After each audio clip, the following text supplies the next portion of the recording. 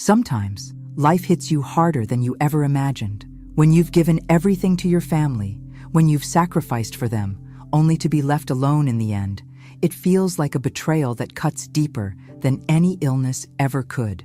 But what happens when the people you love most turn their backs on you in your darkest hour? Well, for me, that's when the game changed. Make sure you subscribe and let me know where you're watching from in the comments. I've always been the one who held everything together. When my husband was alive, I made sure he had everything he needed. The house was spotless, the kids were fed, and everything functioned like clockwork. I was the mother, the wife, the rock, the unspoken glue that held our family together. But then my husband died. Suddenly, I was no longer the woman behind the scenes. I was alone. My children were grown and had their own lives, their own families to care for. They didn't need me anymore. It didn't happen overnight. I could feel the distance growing between us, slowly at first, like a slight chill in the air, one that you can't quite place until you realize you've been cold for hours. They came around less, called even less, and when they did, their voices were distant, distracted. I began to realize something I had never truly accepted before. I was no longer important to them. And then I got the diagnosis, cancer. I was scared, of course, but what scared me more was the thought that I was going to face this alone. I've always been the one who cared for everyone else. Now, who was going to take care of me? I kept the news from my kids for as long as I could. I didn't want them to feel obligated to show up, but I also needed to know, did they care enough to be there when I needed them most? When I told them, they promised to visit. They said all the right things, but promises are easy to make when you're not staring down the barrel of your own mortality. Days went by, then weeks, and the visits didn't come. I heard excuses. I'm too busy. The kids have activities. I have work. And the silence grew louder. By the time I was admitted to the hospital for treatment, I was already used to the feeling of being invisible. The doctors and nurses were kind, but I wasn't sure that was enough. I wanted my children. I wanted them to come and hold my hand, even if it was just for a moment. But I sat in that sterile room, my heart sinking with each passing day, and the silence stretched on. That's when I met Lila. She was assigned to the bed beside mine, a young woman, no more than 20, thin, fragile, but with a fire in her eyes that I couldn't ignore. She was fighting cancer too, but hers was in a much less advanced stage. She was much younger than I was, but there was something about her that instantly made me feel connected. She started talking to me right away, telling me how she was doing, how she was feeling. She didn't act like I was just another patient to her. She talked to me like a person, like I was more than just someone on the edge of death. Lila made me laugh. It was a quiet laugh at first, then a real one. I couldn't remember the last time I'd laughed like that. I couldn't even remember the last time I'd really felt anything except pain and disappointment. But Lila's energy, her zest for life, it was infectious. She was constantly cracking jokes, and despite the fact that both of us were lying there with IVs and machines hooked up to us, she managed to keep things light. She started helping me with little things, helping me get to the bathroom, getting me water when I couldn't reach it. She didn't even seem to mind. It was the first time in weeks I'd felt like I wasn't completely alone. I didn't realize how much I had needed that, how much I'd been missing real human connection. My children had been absent, and my heart ached from it. But Lila, despite everything she was going through, was right there with me. She was showing up in a way they hadn't. The days passed, and with each one, I found myself looking forward to seeing Lila. I started confiding in her, telling her about my life, my regrets, my fears. I told her about how my kids had stopped visiting, how they had slowly slipped away. I told her about my husband and the life we had shared. Lila would listen intently, always offering a word of comfort or simply a shoulder to lean on. In return, she told me her story. It wasn't easy for her to speak about, but she did. She'd lost her mother when she was young, and her father was never part of her life. She had grown up in foster care, bouncing from one place to another. No family, no stability. I could feel the pain in her words. I understood it more than she knew. My children had never abandoned me in the way she had been abandoned. But in that moment, I understood the emptiness she carried inside. It was a pain I recognized, and though we came from different lives, different backgrounds, we were both seeking the same thing: connection, love. And in a strange way, Lila became the family I had lost. She became the daughter I had always wanted, the one who saw me, who cared for me when no one else did. I never asked for it, but in a way I couldn't have been more grateful. But with that gratitude came an unsettling truth, the realization that I would never have that from my own children. They had shown me, in their absence, exactly how much they didn't care. And the more I thought about it, the more I realized I couldn't keep pretending. I couldn't keep waiting for them to care. I needed to make a choice. And I knew, deep down, that Lila, this young woman who had nothing, had given me everything. I had to do something for her, something that mattered. That night, as I lay in bed thinking, I made a decision. A decision that would change everything. I would make Lila my heir. It wasn't just about money or property. It was about giving her something real, something solid, something she had never had before. And in doing so, I would be making a statement, not only to my children, but to myself. For the first time in years, I felt like I was doing something for me. The next morning, I would have the papers drawn up, and I would change everything. But I didn't know how they would react. I didn't know how my children would take it. But I was ready to face whatever came next. And for the first time in a long time, I felt a flicker of hope. The weight of my decision felt heavy, but I knew it was the right one. I thought about it all night. The decision had come to me so suddenly, but in my heart, I knew it was the only choice I had left. I couldn't keep waiting for my children to care. I had given them everything, but now, in my hour of need, they had shown me that their priorities didn't include me.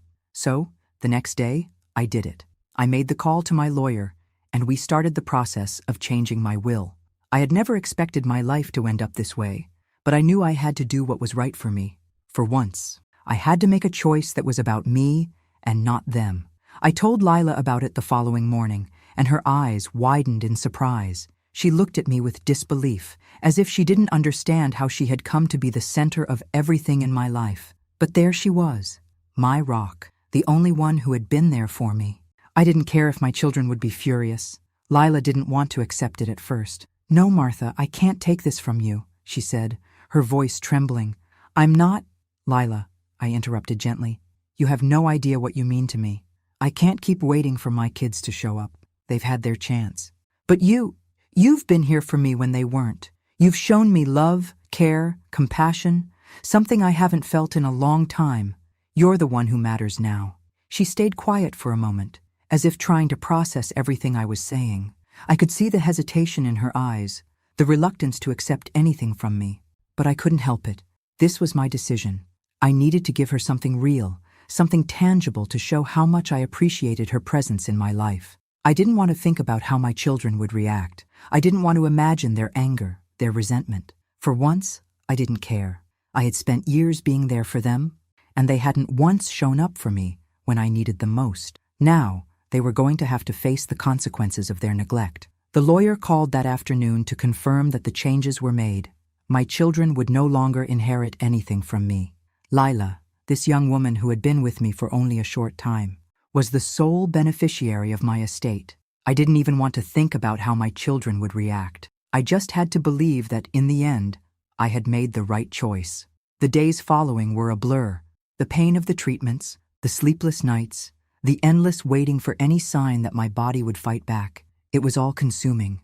But in the midst of it, there was something different. Lila was there, every moment. She helped me with my meals. She encouraged me when I thought I couldn't go on. She became a constant presence in my life, a symbol of hope when I felt hopeless. It was strange how, after all these years of giving my life to my children, I could find such peace in the company of someone so much younger, someone who had no obligation to care for me. But that was what made it so special. Lila wasn't here because she had to be. She was here because she wanted to be. Then, one afternoon, my children finally called.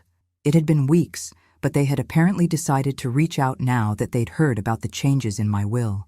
My eldest son, Mike, was the one who called. His voice was tight, his tone cold. "Mom, we need to talk," he said, barely hiding his frustration. "About what?" I asked, my voice steady, though my heart was racing. "We found out about the will," he said bluntly. "You can't be serious. You're leaving everything to her? To that girl?" His words stung, but I didn't let it show. Lila was sitting beside me, holding my hand, and I squeezed it tightly for support. I'm very serious, Mike, I replied. I've thought about it. And yes, I've left everything to Lila. She's been there for me in a way none of you have. You all promised you'd visit. You all promised you'd support me. But where were you when I needed you most? I could hear him fumbling with his words, trying to find the right thing to say. Mom, you don't know what you're doing. You can't just give everything to her. You're being manipulated. We're your children. We deserve that money. Deserve it? I felt the anger rise in my chest, but I kept my voice calm. You deserve nothing. I've spent my entire life giving to you, supporting you. But now, when I need it, you're nowhere to be found. Lila has been there for me, and I'm doing this because I want to. It's my decision. There was a pause on the other end, and I could feel the tension. You're making a huge mistake, Mom, Mike said. We'll talk later. And just like that, the call ended. I didn't need to hear anything more. I had made my choice, and I wasn't going back. But as the days wore on, I couldn't help but wonder how my other children would react. I had always been the one to hold everything together, to keep the family united. And now, I had torn it all apart. But it wasn't me who had done that. They had. They had chosen to ignore me. They had chosen to walk away when I needed them most. And now, they would have to live with that. Lila looked at me, her face filled with both concern and sympathy. Martha, you don't have to keep doing this alone. I'm here. I'll always be here. And in that moment, I knew. This was the family I needed. Not the one I'd fought for my entire life, but the one I had found when I least expected it. The one that showed me love when I felt like I had nothing left. For the first time in years, I felt like I was making the right decision. And in that moment, I was at peace with it.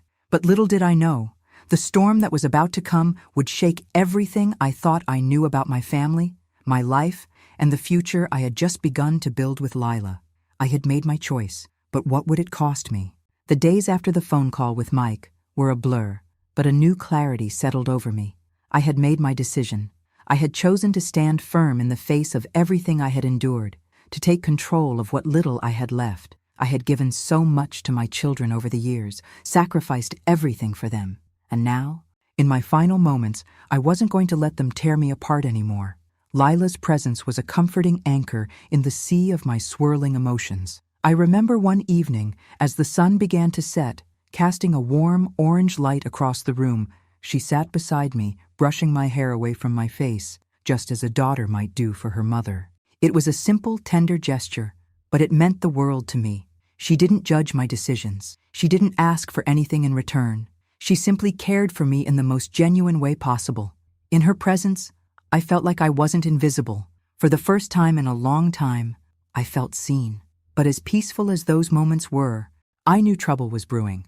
My children hadn't taken my decision lightly, and I could only imagine how furious they were. It was only a matter of time before they would show up at my door, demanding explanations, trying to convince me I had made a mistake. I wasn't wrong. The next morning, my second son, Daniel, came storming into my hospital room. He had a look in his eyes, a mix of anger and disbelief. I could tell right away this wasn't going to be a civil conversation. "Mom, what the hell is this?" he spat, holding up a copy of my new will. "This girl, Lila, is going to get everything." I looked at him, my heart heavy with a mixture of guilt and defiance. "Yes, Daniel, she is. You're out of your mind," he yelled. "You've gone crazy. You can't just give everything to some stranger. You've worked your entire life for that. And now, because she's been nice to you for a few weeks, she gets it all?" I felt the heat rise in my chest, but I didn't back down. "You haven't been here, Daniel. You didn't show up when I needed you. She did. She's been here, sitting by my side, helping me when you and your siblings couldn't be bothered. Lila deserves it. She's the one who cares." Daniel stood there, his face red with frustration. "What about us? Mom? What about your own children?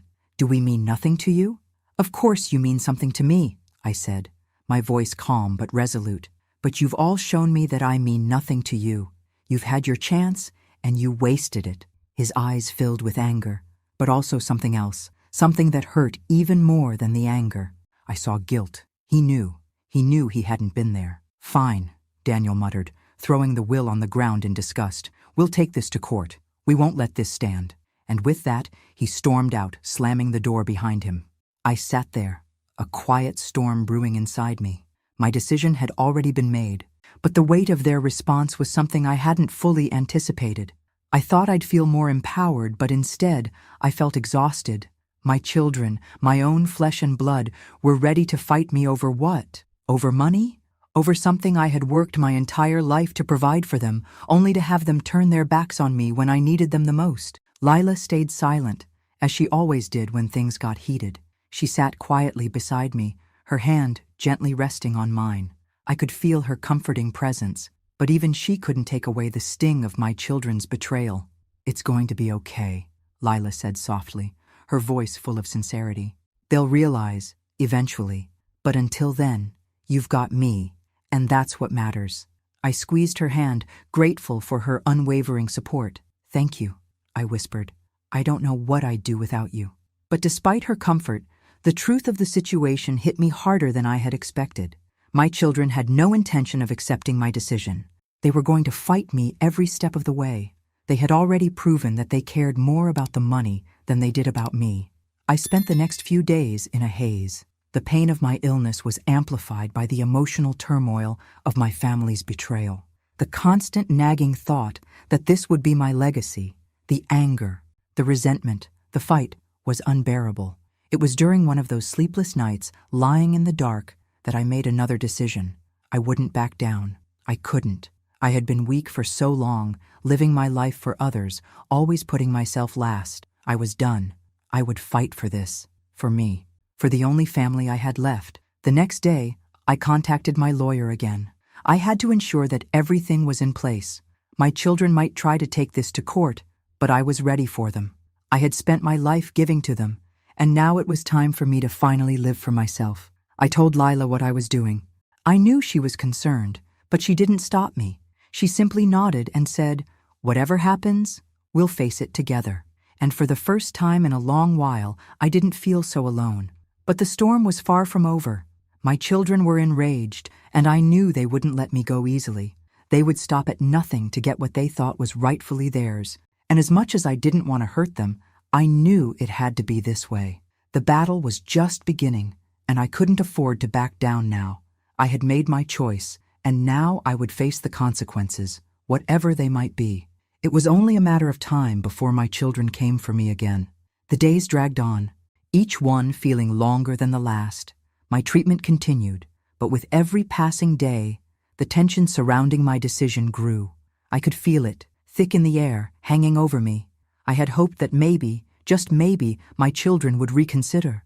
But with every phone call, with every email, it became more and more apparent that they weren't going to let it go easily. It wasn't just about money to them. It was about control. The control they thought they had over my life, over my decisions. And I had taken that from them. They couldn't handle it. The next blow came when my youngest daughter, Emily, showed up at the hospital unannounced. She had always been the one who pretended the most, the one who used to make all the promises. She was the one who had always called me Mom, with the sweetest tone, as if it were enough to make up for the empty visits, the hollow promises. She walked in that day with a look on her face that I knew all too well. It was the look of someone who had been sent to fix things, but I wasn't going to be fixed anymore. "Mom," Emily started, her voice shaky but still laced with an edge of authority. "I came to talk to you about what you've done." I sat up in my hospital bed, a slow wave of exhaustion washing over me.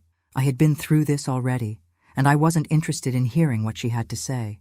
"I've made my decision, Emily," I said firmly, my voice steady despite the chaos inside me. "And it's final." Her eyes narrowed. "You're making a huge mistake. You're letting a stranger control your life. She doesn't even know you, Mom. How can you trust her?" I felt my heart racing, but I stayed calm. "She knows me better than any of you ever have, Emily. She's been here for me, helping me in ways none of you have. I'm done being invisible to you, done being your second choice." Emily's face twisted in frustration. "Mom, don't say that. You know we love you. We just—" "No, Emily, don't you dare tell me you love me," I interrupted, my voice rising despite myself. "I haven't seen love from any of you for a long time. You come around when it's convenient for you. You think a few half-hearted calls and I'm sorries can fix years of neglect. It's too late for that." She recoiled slightly, as if I had slapped her, but I wasn't finished. Lila has been here every day. She's been by my side. She doesn't need anything from me. She cares about me for who I am, not for what I can give her. And that's why I've made her my heir. Mom, please, Emily said, her voice breaking as she knelt beside my bed. You're not thinking clearly. You're letting this girl manipulate you. I could see the tears in her eyes, but they didn't move me. The tears were about her loss, not mine. She wasn't crying for me. She was crying because I wasn't following the script she had written for me. No, Emily, I said, my voice softer now, but resolute. You're the one who hasn't been thinking clearly. I gave you everything.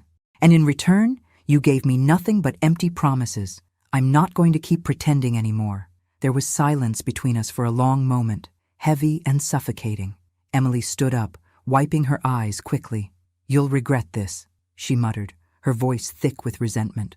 I won't, I said firmly, feeling a strange calm settle over me. You'll see. She left without saying another word.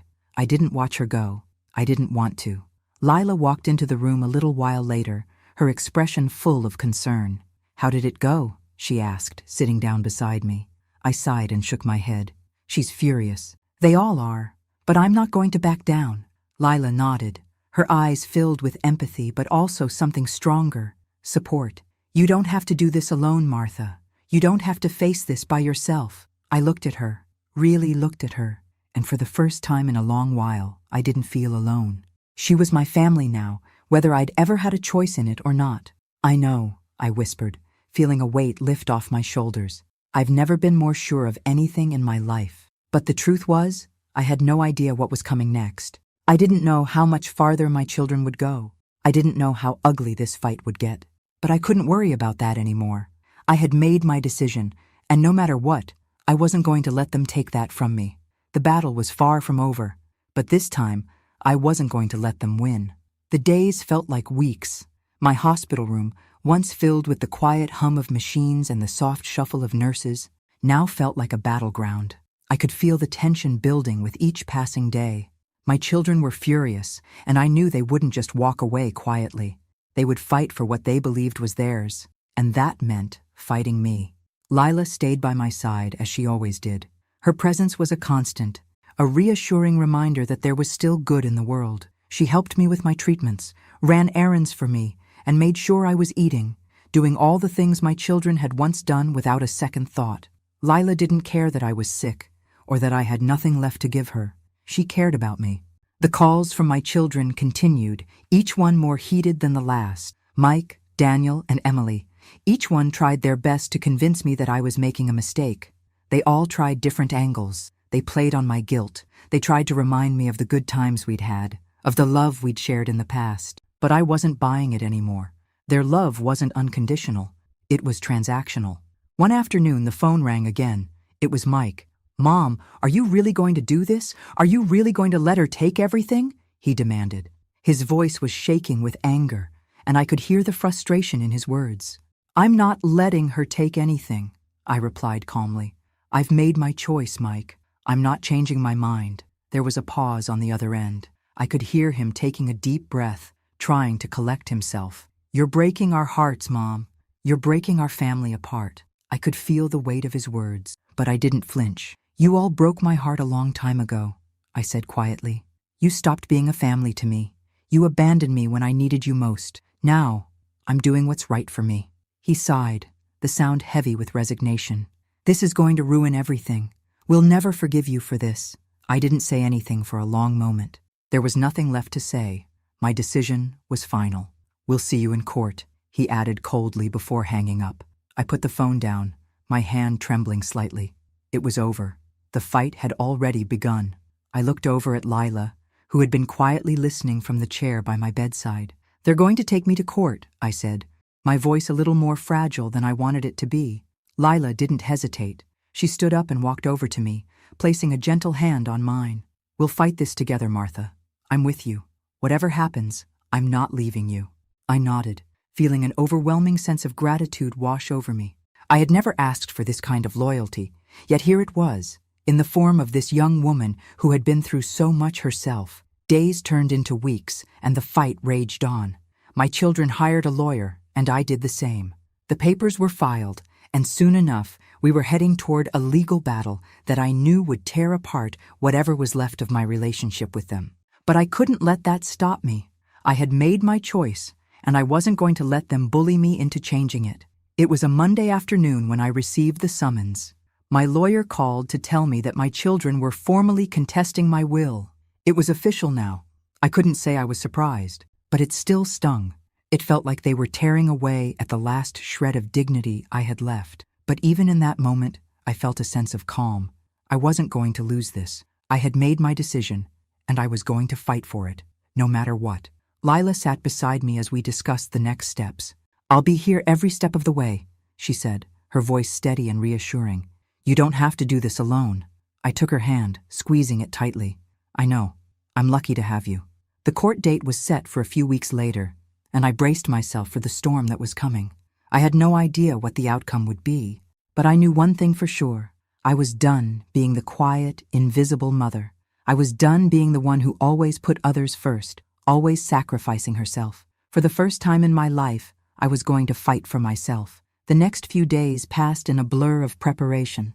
My lawyer worked tirelessly, filing paperwork, gathering evidence. My children, of course, did everything they could to undermine me, accusing Lila of manipulating me, claiming I was of sound mind and not capable of making such a decision. They twisted every word I said, trying to make me out to be an irrational, confused old woman. But I wasn't confused. I knew exactly what I was doing, and I wasn't going to let them make me feel small anymore. The night before the court date, I lay awake in bed, staring at the ceiling. Lila was sleeping in the chair beside me, her presence a comforting warmth. It was strange, the peace I felt in that moment. I had spent so many years waiting for my children to love me, to see me, to appreciate me. But now, for the first time in so long, I didn't feel like I needed their approval. For the first time, I was doing something for me. And that thought, that small spark of freedom, gave me the strength I needed to face what was coming. I wasn't going to lose this fight, not this time.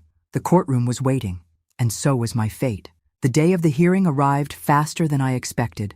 I woke up early, the weight of the day heavy on my chest. It was a beautiful spring morning, the sun shining through the hospital window, casting a soft glow on everything around me. But even the sunlight couldn't ease the tightness in my stomach. Lila was already awake, sitting beside me, her eyes filled with both concern and determination. She had been by my side every step of the way, through the late-night phone calls, the angry outbursts from my children, the endless legal discussions. She was the only one who hadn't let me down, and I knew, without a doubt, that she was going to be there with me today. "Are you ready for this?" Lila asked softly, brushing a strand of hair from my face. I took a deep breath and nodded. I don't know if anyone is ever truly ready for something like this, but I've made my choice, and I'm going through with it. Lila squeezed my hand. "We'll get through this. You have me." The court was scheduled for the afternoon, and I could feel the anticipation building inside me. My children had already arrived, of course they had, eager to fight for what they believed was rightfully theirs. My lawyer had assured me that I was in a strong position, but I couldn't help the nagging doubt that crawled into my mind. What if I had made the wrong choice? What if I was about to destroy the last chance at a relationship with my kids? But those thoughts were fleeting. I knew deep down that I had done what I needed to do for myself. They had abandoned me. They had left me alone in my time of need. They didn't deserve what I had left. Still, it didn't make it any easier. By the time we arrived at the courthouse, my hands were clammy, and my nerves were on edge. Lila stayed close to me, offering quiet reassurance as we entered the building. My children were already inside, seated on the opposite side of the courtroom, their faces tight with frustration. Mike, Daniel, and Emily sat in the front row, glaring at me as if I had committed the ultimate betrayal. I couldn't meet their eyes. The anger in their expressions was too much. The courtroom was filled with a tense silence as we waited for the judge to arrive. I could feel my heart pounding in my chest, the noise deafening in my own ears. Every part of me wanted to turn and leave, to escape the suffocating atmosphere. But I couldn't. I had to see this through. When the judge entered, everyone stood. He was an older man, his face lined with experience. He looked down at the papers in front of him, then glanced up at the room, his eyes landing on me. "Martha Johnson?" he asked in a neutral tone. I nodded, my voice betraying none of the emotions I felt. "Yes, Your Honor." Your children are contesting your will. Do you understand the nature of the case? I do, I replied, my voice steady, even though my hands were shaking slightly. The judge nodded and gestured for us to sit. The hearing began. My lawyer spoke first, outlining the situation, the will I had drafted, the decision to leave my estate to Lila, and the fact that my children had been largely absent from my life during my illness. My lawyer made it clear that I had the right to make these decisions, and that there were no legal grounds for my children to contest the will simply because they disagreed with it. But my children weren't about to let it go that easily. Mike was the first to speak. His voice was tight, his anger palpable. Your Honor, my mother has lost her mind, he said, his eyes never leaving me. This girl, Lila, is manipulating her. She's taken advantage of my mother's sickness. This decision is not the result of a sound mind. We believe the will should be invalidated. I felt a wave of heat flush through me, my heart pounding in my chest. I had been prepared for this, but hearing him say it out loud, hearing the accusation that Lila had somehow tricked me, felt like a knife to my side. Lila squeezed my hand gently, her presence a quiet strength beside me. I'm not manipulating anyone, she said, standing up to address the court. Her voice was calm, but it carried a weight of conviction. Martha and I have formed a bond. I have done nothing but care for her. She's made her own decision. I have no interest in her money. I only want to see her happy, healthy, and at peace. She chose me because I was the only one there for her when no one else was. I didn't ask for anything. She offered it because she trusts me, because she knows I've been there for her when her children weren't. The room was silent as Lila spoke. I saw a flicker of doubt in my children's eyes, but they quickly masked it with more anger. Daniel stood up next, his voice thick with frustration. This is outrageous, Mom. You can't seriously be considering leaving everything to a girl who's not even part of this family. We're your flesh and blood. We're the ones who should be taken care of, not her. Daniel, I said, my voice stronger than I had expected. You haven't been here for me, not when I needed you most. I'm sorry, but you've made your choice. I'm making mine. The courtroom grew even quieter, the weight of my words hanging in the air. I saw the flash of hurt in my children's eyes, and for a moment I felt a pang of regret. I had given everything to them. How had it come to this? But then I looked at Lila, sitting beside me, her eyes full of understanding and care, and I knew this was right. This was the family I had now. The judge cleared his throat and looked down at the papers in front of him. He then turned his attention to me. Martha, he said, his voice stern but compassionate, this is a difficult situation. You've made your wishes clear, but your children have a right to contest the will. However, it's also clear that your decision is based on your relationship with Lila and your feelings of abandonment by your children. I nodded. That's correct, Your Honor. He paused, his gaze shifting to my children. I will take everything into consideration. This is a complicated case, and I will review all the evidence before making a final ruling. With that, the hearing was adjourned. The room erupted into whispers as the judge left, and my children stood up, their faces red with anger.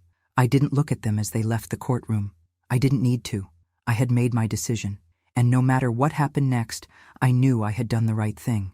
The battle wasn't over yet, but for the first time in a long time, I felt like I had control of my own fate. The waiting was the worst part. The courtroom had been silent as the judge left, but in the hours that followed, it felt like the world was spinning just a little too fast. Lila had stayed close, her quiet presence grounding me, but I couldn't shake the knot in my stomach. I had made my decision, and I knew it was the right one, but the emotional weight of it all was heavier than I had expected. The judge had promised to review everything, but when would that be? How long would it take? And what would happen when he finally made his ruling? The next few days passed in a blur. I spent my time recovering as best I could from the cancer treatments, while Lila continued to care for me with the same quiet dedication she always had. She was there when I needed her, offering comfort, support, and a kind word whenever I felt the pressure of the legal battle weighing down on me. But even with her by my side, I couldn't ignore the fact that I had lost something irrevocable. My children's anger, so raw, so biting, was something I couldn't forget. The decisions I had made weren't going to just vanish because I had done what was right for me. A few days after the hearing, the phone rang again. I didn't need to look at the caller ID to know who it was. Mike, I answered, taking a deep breath before speaking. What now, Mike? You've really done it this time, haven't you? His voice was laced with bitterness. Mom, you've destroyed everything. Everything was already destroyed, Mike, I said quietly, but firmly. You've all abandoned me. I'm sorry, but I'm not going to keep pretending that you care just because you're upset about the will. You think we don't care? His voice was raised now, and I could hear the frustration building. You really think we don't care? We've been dealing with you being sick, and now you're just going to leave us with nothing? You don't care about me, Mike. You care about what you can get from me. And I've given enough. I'm not asking for your forgiveness. And I'm not going to feel guilty for making a choice that's mine to make. There was a long pause on the other end, and I could feel my chest tightening with each second. But then, as if on cue, I heard the sound of someone approaching in the background. A familiar voice. Mike, let it go. This isn't going to get us anywhere. Emily. You stay out of this, Emily, Mike snapped. This is Mom's fault, not mine. I felt my pulse quicken at the sound of their voices, each one filled with anger and hurt. And suddenly, it felt like I was right back where I started. Alone, misunderstood, drowning in all the emotions they had left behind. I've already made my decision, I said, my voice quieter now. And no matter how many times you yell at me, it's not going to change. The silence on the other end of the line was deafening. Finally, Mike spoke again, his voice quieter, more resigned. We'll see about that, but I'm telling you. Mom, you're going to regret this. I didn't say anything else. I couldn't. What was left to say? I hung up the phone and leaned back against the pillow, staring at the ceiling. The anger was still there, but it wasn't mine anymore. They had their own pain to work through. I had my own. Lila came in a few moments later, her face full of concern. How are you doing? I didn't even try to hold back the emotion. I'm so tired, Lila. I can't do this anymore. Lila sat beside me, her hand resting gently on mine. You don't have to do it alone. I'm right here, Martha. You're not alone in this. I took a deep breath, grateful for her unwavering support. I know, and for that I'm thankful. You're the only family I've got left, and that means everything to me. She smiled, and for a moment, I felt a glimmer of peace. But the world outside our small hospital room hadn't stopped. My children were still out there, and the legal battle was still waiting to unfold. It wasn't over. Not yet. The next morning, my lawyer called. The judge has made his decision, he said. The ruling will be handed down today. My heart skipped a beat. The moment I'd been dreading and waiting for had finally arrived. Lila stayed with me while we waited for the news. We sat together, my hand in hers, both of us silently anticipating what would come next. The phone rang again. It was my lawyer. It's over, he said, his voice calm. The judge ruled in your favor. For a moment, I couldn't process what he was saying. I had won. Your children are not entitled to anything, he continued. The will stands. Lila is the sole beneficiary. I could hardly believe it. After all the pain, all the anger, the heartbreak, I had finally taken control of my life. I looked at Lila, her eyes wide with surprise and relief. We did it, I whispered. She smiled, but there was something in her smile that wasn't just about victory. It was about the peace I had finally found. It was a quiet moment, one of realization that no matter what had happened before, this was the beginning of something new. I couldn't undo the hurt I had caused. I couldn't take back the things I had said, but I had done what was right for me. And now, I was free. The battle was over, and in the end, I had found what I had been searching for all along, peace. The days following the court ruling were strangely quiet. There were no more angry phone calls from my children, no more accusations or threats, just the stillness of a decision made, a line drawn in the sand. I had won, but I wasn't sure I felt like I had. The relief of the victory didn't come in the form I had expected. I had imagined that once the judge ruled in my favor, I'd feel liberated, free to live the rest of my days in peace, without the weight of family obligations hanging over me. But instead, I felt a quiet emptiness. The battle had been won, but I had lost something that could never be replaced. The family I had once known. Lila had been by my side through it all. She was the first one to hug me after I got the news, her smile full of genuine happiness for me. But as the days wore on, I saw a shadow in her eyes, a concern that had nothing to do with the court case. Martha, you've been through a lot, she said one evening as we sat on the small porch outside my hospital room. But I don't want you to feel like this is the end. It's a new beginning. You deserve to live without the weight of that past holding you down." Her words were kind, but they didn't lift the cloud that lingered over me. The house I was left with was empty, too quiet. I spent hours each day thinking about what my children might be doing, whether they were angry enough to keep fighting, or whether they'd let the matter rest. Mike, Daniel, and Emily had not contacted me since the ruling. Part of me hoped they would, perhaps just to say goodbye, to acknowledge the deep hurt I had caused them.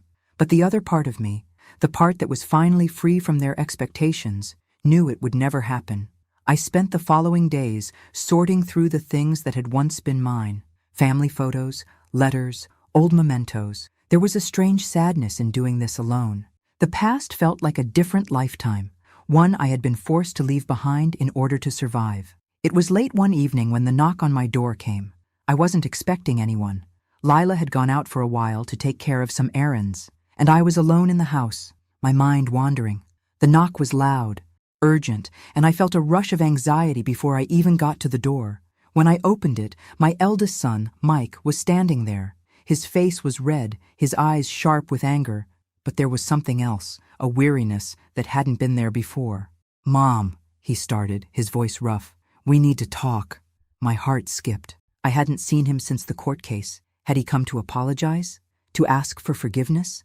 The cynic in me told me no, but the mother in me, the one who had spent years trying to fix things, hoping for reconciliation, had a small, foolish hope. I stepped aside and let him in, my pulse racing.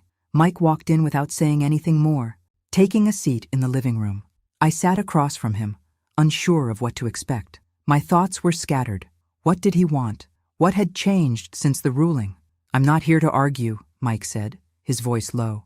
"I'm here because I have to say something, and I think you deserve to hear it." I waited for him to continue, the silence between us stretching. "I don't agree with what you did," he continued. "I don't agree with your decision, but I've had time to think, and I get it, in a way. I've been an asshole, Mom. I've let you down. I've been selfish, and I can't undo any of that. I can't undo the hurt we've caused you." My breath caught. For a moment, I didn't know how to respond. His words, though harsh, were something I had never expected to hear. I had always imagined my children would never take responsibility for their actions. This wasn't the apology I had wanted. It wasn't even close, but it was something. He looked up at me, his expression hardening again. "I'm not here for your forgiveness. I'm not even asking for it. I'm just telling you the truth. I don't know if we'll ever be a family again. I don't know if I'll ever forgive myself for how we treated you. But I needed to come here because it wasn't right." I sat there, processing his words. My heart ached, but it wasn't the same ache I had felt before. This was something different, a kind of emptiness that came from finally hearing the truth. Mike stood up, shifting awkwardly. "I'll go now. I just wanted you to know that, whatever happens, I'm sorry, Mom. I really am." And just like that, he was gone. I closed the door behind him, my mind reeling. Part of me wanted to scream, to demand more. But the other part, the part that had spent years waiting for this moment, felt a strange sense of peace. It wasn't the closure I had imagined, but it was closure nonetheless. My son had apologized, and while it wasn't enough to fix everything, it was enough for me to understand that he had recognized the pain he had caused, and now, maybe, I could finally start moving forward. I wasn't sure if my children would ever come around completely.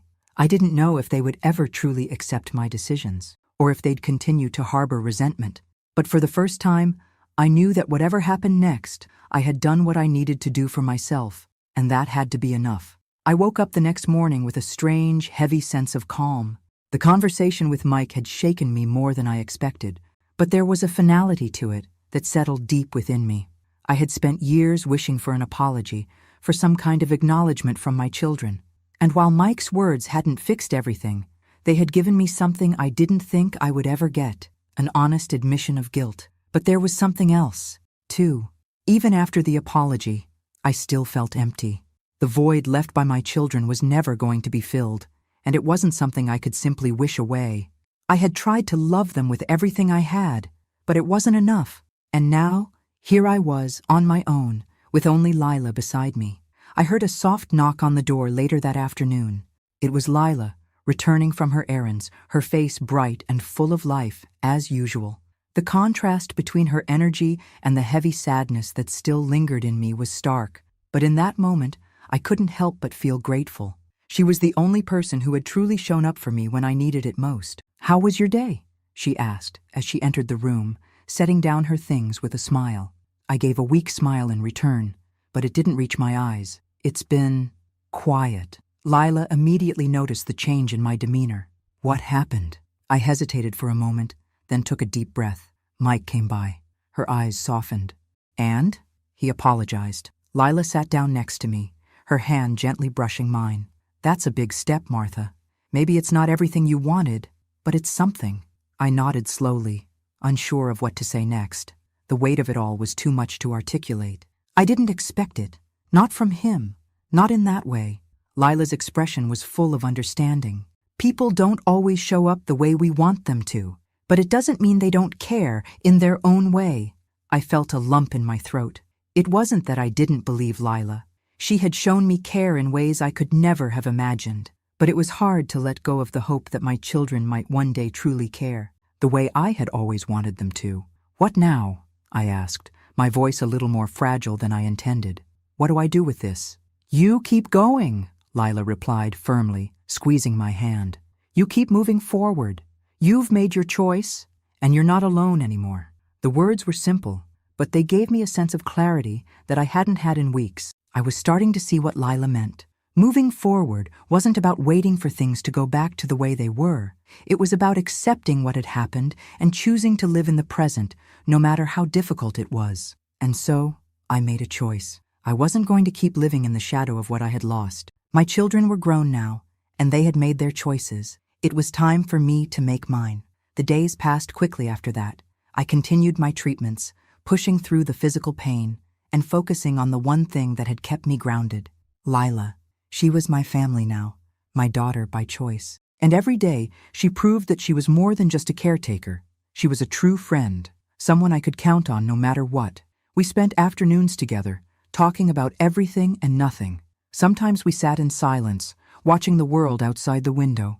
Other times, we laughed until we couldn't breathe. One evening, as I sat by the window, watching the sun set, I realized how much I had come to appreciate these quiet moments. I had spent so much of my life trying to please everyone else, trying to hold my family together. But now, I was beginning to understand that true peace came from within. Lila came over and sat beside me, her presence comforting. "I was thinking," she said softly, "we should move somewhere together. Maybe get a place outside the city, somewhere peaceful. We can start fresh, just the two of us." The idea caught me off guard. I had spent so much of my life wrapped up in my family's needs, in their demands, that I hadn't thought about what I wanted. And now, for the first time, the thought of a new beginning seemed possible. "Are you sure?" I asked. "I don't want to hold you back from your own life." Lila smiled, her eyes full of warmth. "Martha, you're not holding me back. You're the one who's been there for me when I had no one.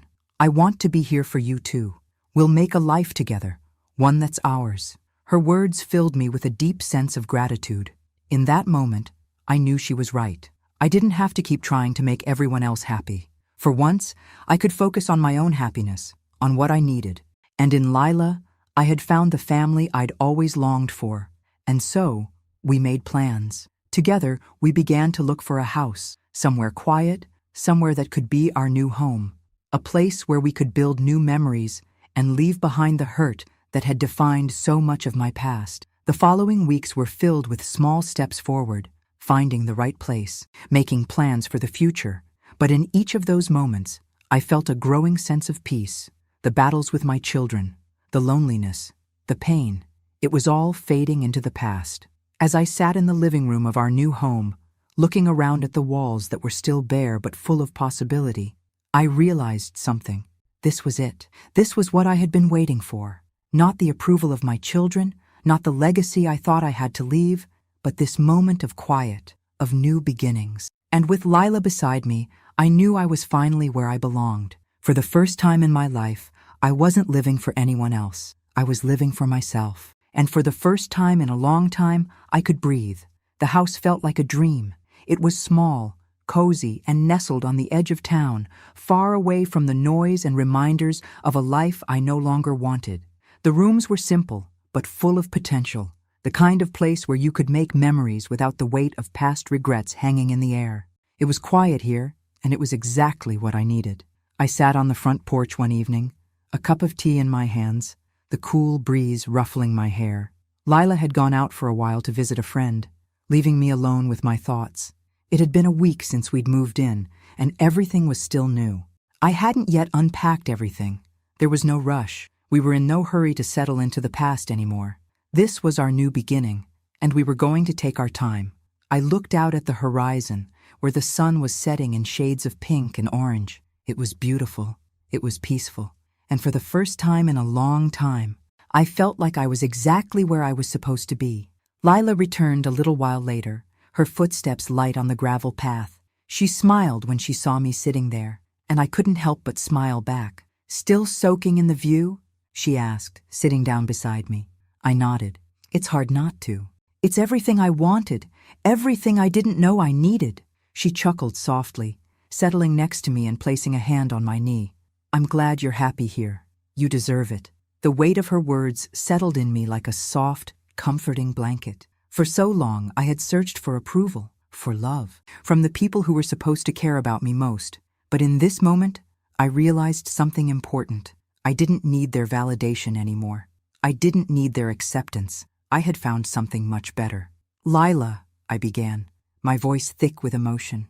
"I don't know how to thank you for everything you've done. I don't know if I ever can." She shook her head, her eyes soft and full of understanding. "Martha, you don't have to thank me. I'm here because I want to be.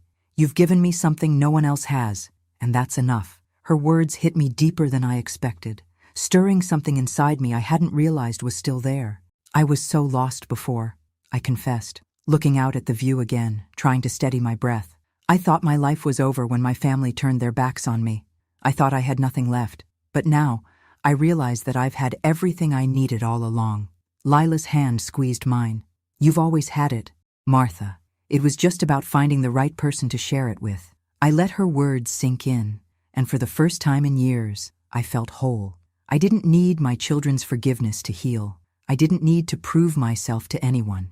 All I needed was to accept that the family I had built with Lila was real, and it was enough. We sat in silence for a while, watching the sun sink lower in the sky, painting the world in a soft, golden hue. The world felt infinite in this moment, full of possibilities. It had taken me a long time to get here. I had spent so many years putting everyone else first, trying to fix relationships that were beyond repair. I had spent too much time focusing on what was missing instead of what I had. But now I understood that the true treasure wasn't in what I lost. It was in what I had found in Lila. When the stars started to appear in the sky, Lila turned to me and smiled. "You know, we've got a whole lot of life ahead of us. Martha, it's a fresh start. Let's make the most of it." And in that moment, I knew she was right. This was my fresh start. It wasn't perfect, but it was mine. No more fighting, no more proving myself, no more longing for people who would never truly appreciate me. What mattered now was the family I had chosen, the one who showed up, who cared, who loved me for who I was. We didn't need a perfect past to make a perfect future. We just needed each other. I looked at Lila, her face lit up by the soft glow of the porch light. My heart swelled with something I couldn't quite describe, something that felt like home. "We'll make it work," I said softly. "Together." She nodded, her eyes gleaming, always. And for the first time in a long time, I didn't feel like I was just surviving. I was living. I was free. And in that moment, I knew that no matter what happened, everything would be okay. The past had shaped me, but it would not define me. And now, with Lila by my side, I was finally ready to embrace the future. It's strange how life can feel so heavy, and yet, in the blink of an eye, everything can change. I had spent so much time waiting for a resolution, for some final answer, but I've learned that there is no one moment that defines everything. No single apology, no court ruling, no confrontation that will bring everything into focus. Life is a collection of moments, of decisions, and they accumulate in the way we live our lives. I woke up this morning with a different kind of peace.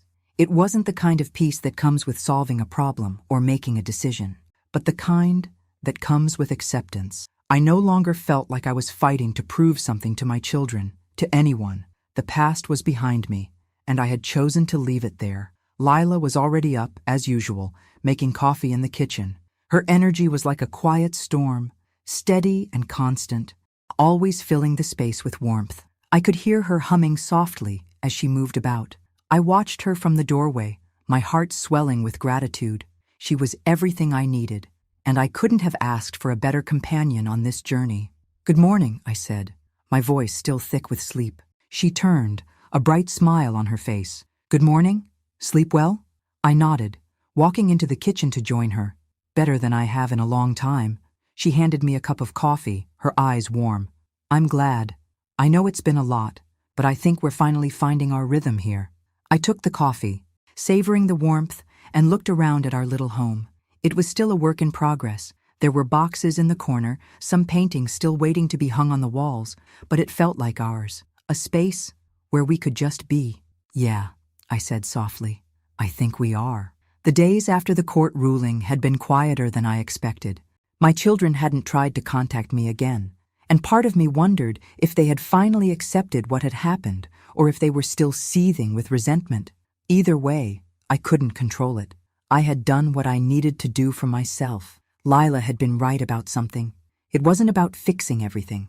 It wasn't about trying to repair broken relationships that had already crumbled beyond repair. It was about finding peace in the chaos, about recognizing that I had the power to choose my future, regardless of what had happened before. "Do you ever wonder if things could have turned out differently?" I asked, staring into my coffee cup, the question that had been lingering in my mind for days. Lila set her mug down, her gaze soft and thoughtful. "I think we all wonder that sometimes, but I don't think about it much anymore. What's more important is what we're doing now, what we're building. You're not alone in this, Martha, not anymore." I looked at her, the words she spoke sinking in deeper than I realized. It wasn't the future I had imagined for myself, but it was the one I had now. And for the first time, I felt a sense of hope I hadn't felt in years. "We're building something good, aren't we?" I said, a quiet smile tugging at my lips. Lila smiled back, her eyes filled with something that felt like love, like family. "We are." The rest of the day passed in the same quiet, comfortable rhythm. We worked together, cleaning up the last few things in the house, organizing, putting down roots in a way that felt different from what I'd always known. It wasn't about possessions or money or legacy.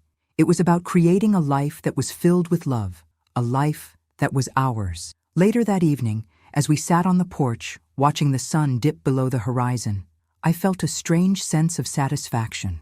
The world wasn't perfect. I didn't have all the answers, but I was no longer chasing someone else's idea of what my life should be. I wasn't defined by my past mistakes, nor by the decisions my children had made.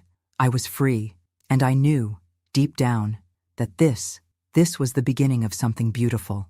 I had spent too long trying to fix the broken pieces of my past, but now, with Lila by my side, I was learning to let go of the past and embrace the future. And for the first time, I was living fully, without regret. It's funny how life can surprise you even when you think you've seen it all. I had spent so many years battling my own demons, trying to hold on to what was already slipping away. I had wanted to fix everything, to heal the wounds that couldn't be healed, to make my children love me the way I had always wanted. But now, sitting here in our little house with Lila, I realized that what I had been searching for all this time wasn't in the past, wasn't in the fight for approval from those who had long since turned away. What I had been searching for was peace. Lila and I had made this place our home. It wasn't perfect, but it was ours. There were still boxes in the corner, and some rooms needed more work than others, but it didn't matter. We had built something real together. We had created a space where we could breathe, where I could breathe. It had taken me a long time to get here. I had spent my life trying to please others, trying to make everyone around me happy, but at the expense of myself. I had sacrificed everything for the people I loved, only to be left in a cold, empty room with no one but myself. But here I was, finally realizing that I didn't need their approval to be happy. I didn't need their love to feel complete. The truth was, I had found a kind of love that was even more powerful, one that was unconditional, built on mutual respect and understanding. Lila had become my daughter, not by blood, but by choice. We had formed a bond that was stronger than anything I had ever experienced, and it was real. It was enough. That evening, we sat together on the porch as we often did, watching the sun dip below the horizon. The house was quiet, except for the sound of crickets in the distance and the occasional rustling of leaves in the wind. It was peaceful, the kind of quiet I had longed for but never knew how to find. "You know," Lila said, breaking the silence, "I never imagined we'd end up here, but I wouldn't trade it for anything." I smiled, feeling a lump form in my throat. Me neither. I never thought I'd have this. I thought I'd spend my life waiting for something that was never coming. Lila reached over and took my hand. "You're not waiting anymore, Martha. You've got everything you need right here." I squeezed her hand, the words hanging in the air between us. We had both been through so much, and now we had this new beginning, this future that we could shape however we wanted. There were no expectations, no pressure to be something we weren't. It was just us, and it was more than enough. I leaned back in my chair, letting the peace of the moment wash over me. The weight I had carried for so many years was gone now, lifted by the simple act of letting go. The guilt, the pain, the anger, it was all fading, slowly but surely. I had stopped trying to fix everything, stopped trying to force things that were never meant to be, and in doing so, I had found freedom. "We're going to be okay, aren't we?" I asked, my voice a little shaky. Lila looked at me, her eyes soft and filled with affection. "More than okay. We're going to be great." I believed her. For the first time in a long time, I truly believed her. We didn't need a perfect ending. We didn't need everything to be neatly tied up in a bow. What we had was real, and it was enough. In this quiet little house, in the life we had created together, I had finally found what I had been searching for all along: love, peace, and acceptance. The past no longer had control over me. I was free, and so was my heart. I didn't need to prove anything to anyone anymore. I had lived my truth, and in doing so, I had found the family I had always wanted. It wasn't perfect, but it was ours, and that was all I needed. Thanks for listening. Don't forget to subscribe and feel free to share your story in the comments. Your voice matters.